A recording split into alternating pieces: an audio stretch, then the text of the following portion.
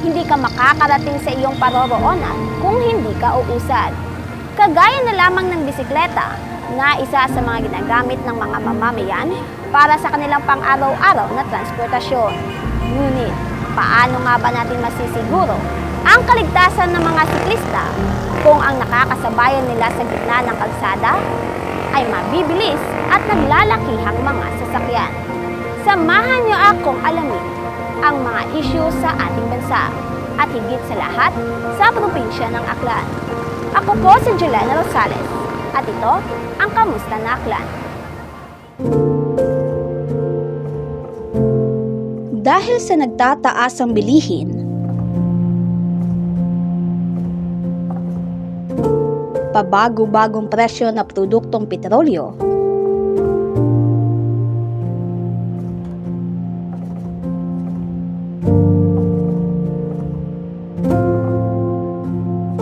at pagtaas ng pamasahe, ang mga Pilipino ay kanya-kanyang paraan para mairaos ang pang-araw-araw.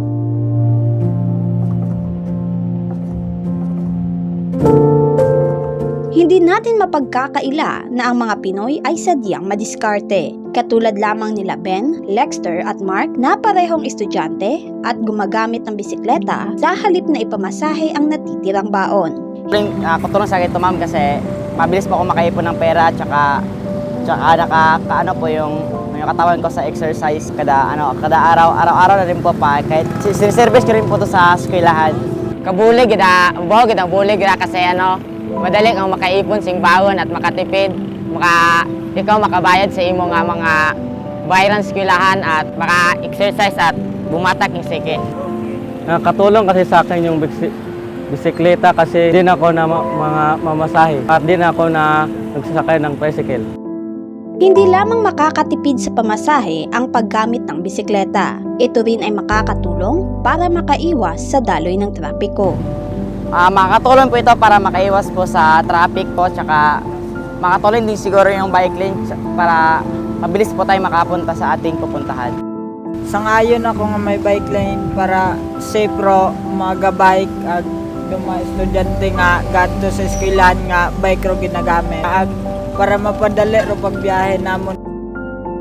Napag-alaman na may mga Pilipino pa rin ang tumatangkilik na gamitin ang bisikleta sa kabila ng mga modernong sasakyan. Kaya't bilang hakbang, ang Department of Public Works and Highways, Department of Transportation Office, at Local Government Unit ng Kalibo ay nagtulungan para magkaroon ng bike lane sa naturang bayan. Sinimulan ang pagsasaayos ng proyekto nitong Disyembre taong 2023. Inihayag ni Transportation Secretary Jaime Bautista sa isinagawang groundbreaking ceremony na prioridad nila ang kaligtasan ng mga mamamayan at magiging posible ito kung ang pagbibisikleta ay nasa tama at ligtas na lugar.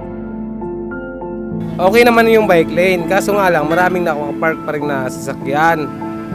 Pero kapag walang sasakyan, mas okay yan.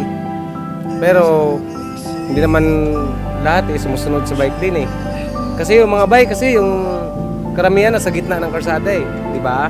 Makakatulong ang bike lane na makaiwas sa disgrasya. Ay, mas mahalaga ron para hindi sila masagi sa gitna. Okay man kung may bike lane, para may daanan sa gilid.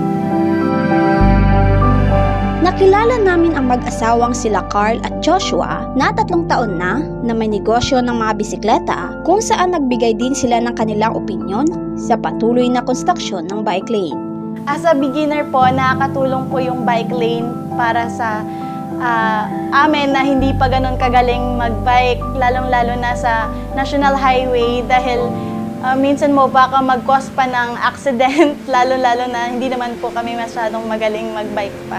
Ngayong may bike lane na parang kampante ka na hindi ka makikipag-agawan ng pwesto sa malalaking vehicles, ganon. At lalo-lalo na po yung safety kasi mahirap na po, lalo na pag mabilis po yung takbo ng mga motor or mga vehicles po. Kasi mahirap po yung mabagal din po yung bike, di ba? Pag makipag-unahan ka pa sa mga vehicles, talagang madidiskrasya ka po.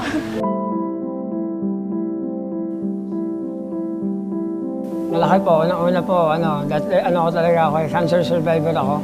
Kaya malaking tulong sa sa katawan ko na nagbabike ako kahit paano na-exercise ako. Safety ng mga siklista. Kasi hindi na sila makipagsapalaran sa gitna ng kalsada. Saka yun, sa gilid na lang sila dadaan. May daanan na. Nagbahagi rin si Joshua sa naranasan nito sa paggamit ng bisikleta. Yun din po ang dahilan kaya malaking pasasalamat ko dahil may bike lane na. Dating kasi, di ba, nasa gilid po ako nasa kalsada, nagbabike. Ngayon, may tricycle na nasa gitna. Nakita nila may pasahero, bilang humili din siya, hindi kami magkasalpukan. Yun. Kaya mas maganda talaga na may bike lane na kahit pa paano yung mga tricycle. Hindi na masyadong hihilid, lalo na sa may bike lane. Samantala, sa kabila ng pagkakaroon ng bike lane, hindi lahat ay agad natanggap ang pagbabago sa kalsada. May iilan pa rin ng mga driver ay ginagawang parking lot na dapat sana ipara sa mga cyclists. Dahil sa sistemang ito, ang iba ay napipilitan na lang makisabayan sa mga naglalakihang sasakyan. O yan, paparada, siyempre bike lane to. O, katulad niyang mga yan, bike lane yan. Maganda may bike lane para may daanan yung mga bike. Ang problema nga lang, yung mga katulad niyan, magpaparking, may bababang pasaheros dito sa gilid. Di ba walang mabababaan? Kung tayo sa mga tricycle driver ay sa inyo ng bike lane ay tao mananda sa gabay kay di ba bike lane yung ginagaw pananda.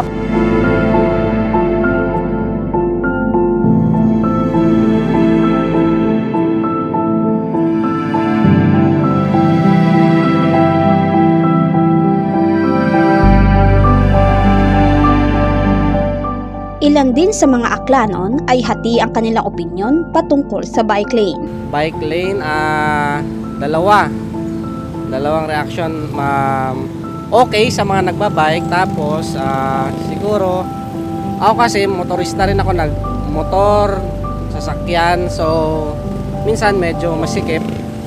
Ayan, so siguro bigayan sa daan, tapos intindihan sa kapwa motorista. So pareho lang naman tayo gumagamit ng ng daanan. So intindihan na 'yon. Maganda yung bike lane dahil safety rin yung mga bikers. Ang problema nga lang, naisagad.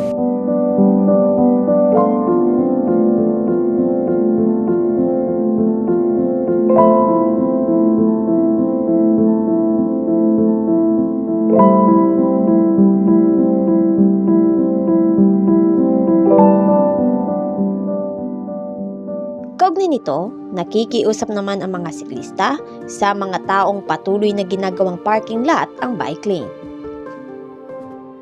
Ganyo gali ako sa mga sa mga motorista nga itawan man at again the mga bikers kapin gid do bike lane ay hindi kun ta mga gawon ay maisot man lang man dagan para kamon.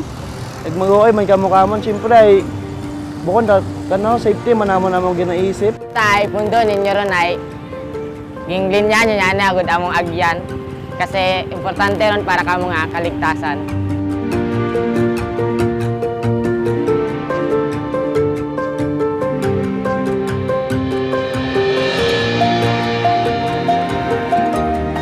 Para sa akin po is ginawa po yung bike lane para sa bike.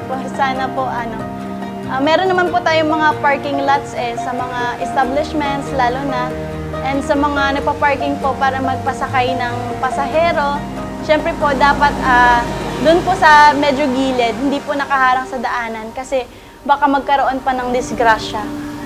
Sa mga nagpa-park, sana soon malaman din agad nila or malaman nila na na bike lane yun. Pag nalaman nila na bike lane yun, sana iwasan na nila na mag-park doon, humanap na lang sila ng pwesto na dapat nilang parkingan.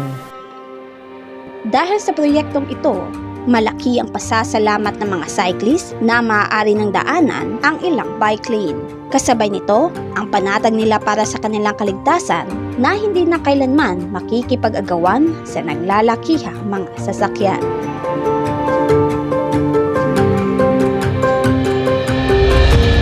Probinsya ng Aklan, kaya maraming salamat kay Mayor Juris Socro dahil yun na, napansin niya yung mga hinanain din ng mga siklista na sana someday magkaroon ng bike lane at ngayon yun, natupad din.